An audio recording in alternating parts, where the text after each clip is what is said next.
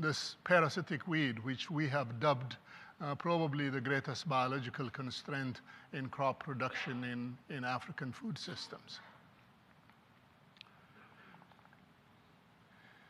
I think eradicating hunger, malnutrition, and poverty from the face of the earth need to be humanity's foremost challenge in the 21st century.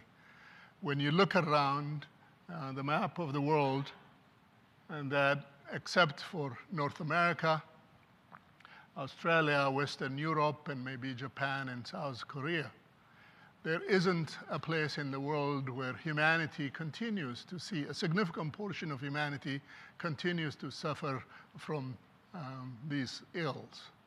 And so when you look at the resources that we have around the world, the immense knowledge that are in our hands, it really is not a good testimonial that we continue to fight these perennial evils of humanity continually.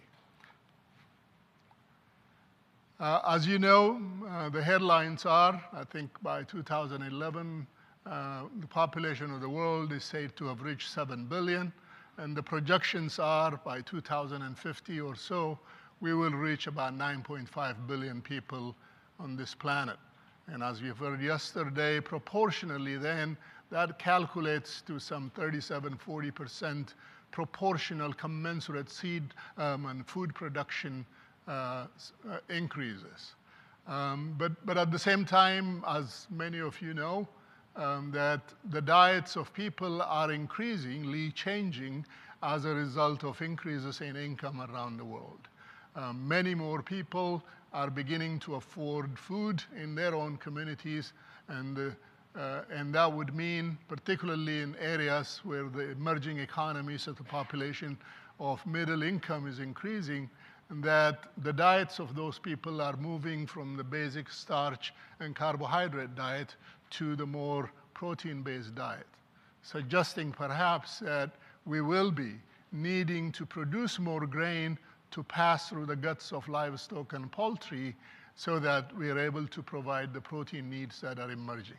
So added on that, some suggest that that would add an additional 30–40% food production supply need that would need to be provided. And some indicate that that is likely to accelerate, and if we don't take care of some of the other problems that we had about food loss and food waste, we may have to double our food production increases in the next few decades. And that is a huge challenge, because in the past, we have increased or kept in pace with population growth in increasing food supply through two means. One is the horizontal, the vertical production increase through intensive agriculture.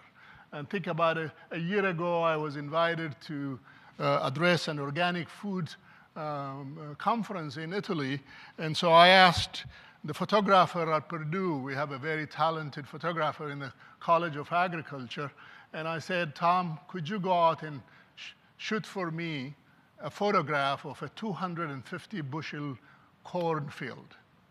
And he went out and got me this incredibly beautiful corn and soybean field. And so where technology had been accessed, the science of genetics and chemistry and biology have been utilized in the developed world. This is a kind of food production system that have increased the supply of food. The other alternative, of course, is in horizontal increase through shifting cultivation, where a farmer would abandon a field that have been contaminated by striga, or the soils have been eroded, and gradually reaching out to the hills or the mountains of many of our Asian and African countries, where with population increase, abandon a piece of land that is tired and not usable and moving to new era of land. Including, of course, the larger expansion in Amazonia and other places where deforestation and bringing more land into production have provided. And so in many of these places, however, in developing countries, particularly in Africa, you don't see any sign of science and technology having made a difference hugely in their lives. And so in many of these places, the science of genetics, the science of chemistry that we talked about yesterday, and science of biology that have transformally changed agriculture and lives of people in the developed world have not touched the lives of these people. So these are the two ways in which we have increased food production anyway. But moving forward, we're facing a lot of challenges. And this is a supply of food for a family, and storage systems and so on are only able to handle this because they're tightly kept in their own families and so on. But I've shown you those two contrasting pictures, one from North America and one from Africa. What we have learned is both of these production systems have significant carbon footprints. And the picture that I showed you from North America may have more than the recommended fertilizers and pesticides, insecticide, possibly.